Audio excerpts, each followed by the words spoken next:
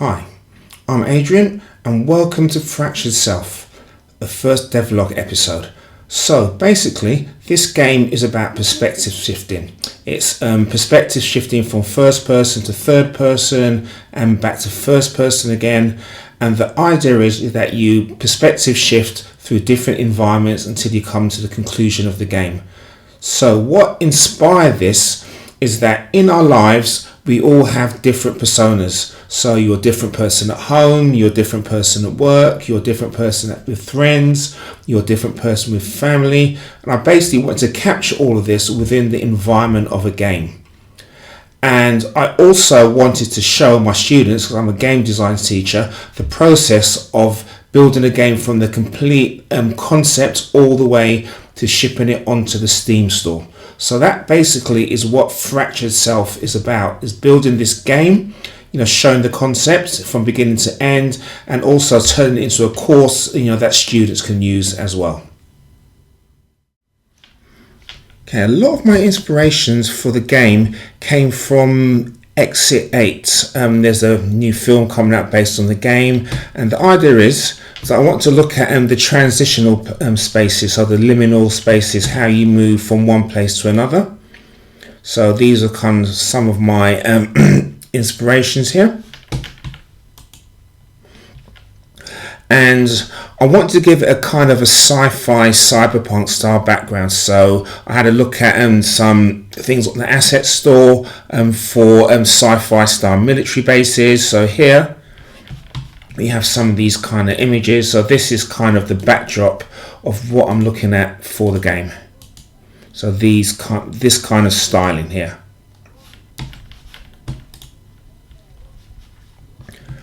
Okay, so like I said, these surreal, spooky, liminal spaces, and the first person kind of space is going to be quite intense. So I wanted these open world style for 3D spaces.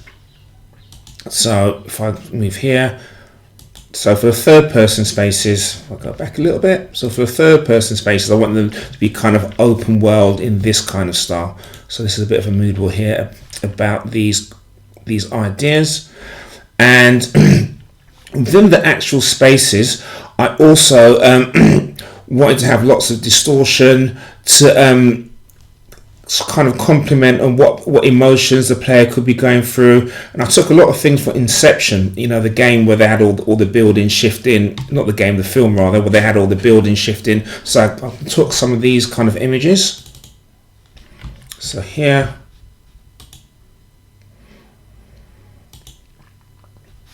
that's the color palette, go back. So those are some of the kind of things I want to be looking at within the different third person environments.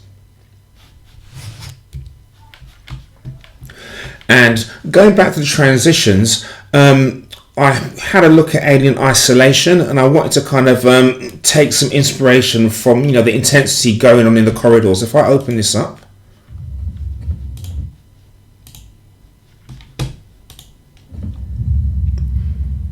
you can see in the game, I just tab through from point to point. You can see the intensity, and the fear present in the corridors. So this is what I want to try and replicate within the transition kind of spaces. So it's all this idea like you're in a tight claustrophobic space, you're not sure what's going to happen. So I think Alien Isolation done that really, really well, to be honest. Yeah, so a little bit more, so we can just come out of that. And again, with the lighting, the dark, moody, spooky lighting, I want to try and emulate some of that as well. And when it comes to kind of the surrealness, the things going a bit haywire, I took a lot of inspiration from Control. So here, this little clip from Control. This is a little bit of a destruction showcase from this YouTuber here. So the physics of Control, I don't think I'll be able to emulate them exactly, because that looks really difficult, to be honest. But I want that kind of concept of spaces kind of coming apart and coming together. So this is a kind of inspiration of that, the destruction that was apparent in control. I'm just going to flip through. You can see all these different destruction modes. So I want buildings to come apart. I want buildings to come together. You know, objects to move around and float around. So everything is kind of surreal. You understand the space you're in, but it's not quite right. So that's the idea behind that. Let me come out of that. Pause that. And here are a few different texture ideas which I want to use for shaders. So these are some of the images I've got here. You can see a bit of this shattered glass. That's quite interesting. So these kind of things I can incorporate into shaders that I can use on different surfaces. Again, here you see some of this stuff, all very distorted. And these are some of the color palettes I'm thinking of working with. And this is the color palette that I want to use for camera shifting. So when you shift from one perspective to another, this would be a probable color palette I may use. And that's back to that. Let's come out of this. So yeah, there's another color palette here. This is maybe my core background palette that I'll use. And the first person palette, I'll just open that up. If it will open up.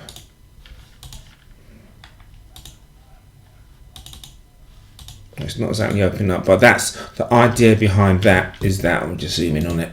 The idea behind that palette is that it's very intent for first person. So let's zoom in a bit more, and let's go over so you can see the color palette. So the idea is that it's quite intense, and you can see that compared to the third person palette, which is quite mild. So I want to have first person as a really intense kind of space, and third person as a more milder. There'll still be distortion, but it won't be as intense as first person. So let's zoom out of this a bit. So these are the basic references and ideas and inspirations behind the actual game. Okay, so this is the player character that I'll be going with for the third person views and the cutscene. So the idea behind that is choosing something that will go with the sci-fi cyberpunk theme of the game. So I've got this is one of the Mixamo characters that you can download and use. So this is what I'm going to use here. And also I want it to be non-gender specific. So it doesn't matter who you are, who you want to be, you're just this operative, which is the player character. Okay, so that is our player character.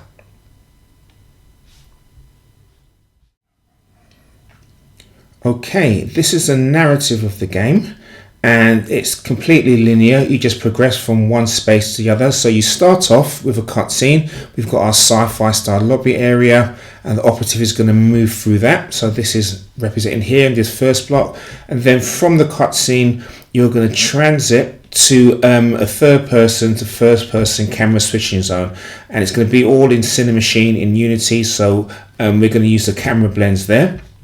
And then once we've blended there, we're going to have this really intense first person space that the character is going to fall into again. Then we transit to another space, and that's going to be like a reality warping space. Think about the Inception style moving buildings that I was looking at earlier on. So that's going to be this kind of space here, our mild reality warping space. Again, another transit from third person to first person, and then onto our first person intense space, and another really full-on intense space. So that's why I've put it in red.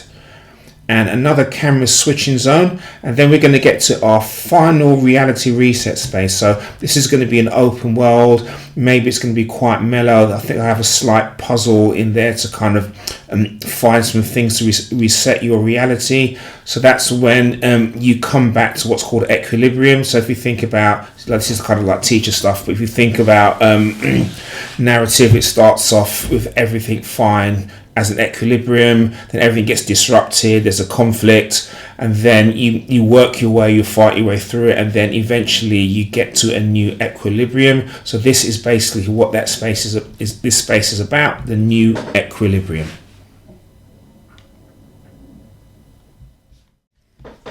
Okay, so this is kind of what I want the player experience to be. So with the environmental color guide, the idea is that these kind of emotions on the color wheel will be reflected in the different first person and third person spaces. So I'll do that with shaders and with the materials.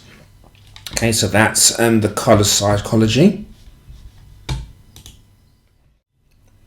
Okay, so for the emotional states in the environment, this is what I want to replicate. So if I look at this here, so these are the kind of themes and ideas that I want to kind of convey. And I want to be quite cinematic. I'm really going to use Cinemachine as much as possible and see how far I can push it. So I want to employ a kind of camera shake effect for intense sequences. The POV is going to be first person, and for third person, play around with different types of framing. Then we've got the high angles and the low angles, to convey different types of emotion. The worm's eye view, extreme close up, the dolly zoom, the Dutch angle. So I just open them up a little bit there. So this is kind of going to be your first person view. A bit about the framing, trying to shape the character in a short kind of frame. Again, a high angle frame, maybe make the character look a bit powerless if you can do. The low angle to do the opposite. The worm's eye view, you can either have it framed from upwards in first person or looking down in third person. And again, some extreme close-ups, again, to try and convey some intensity.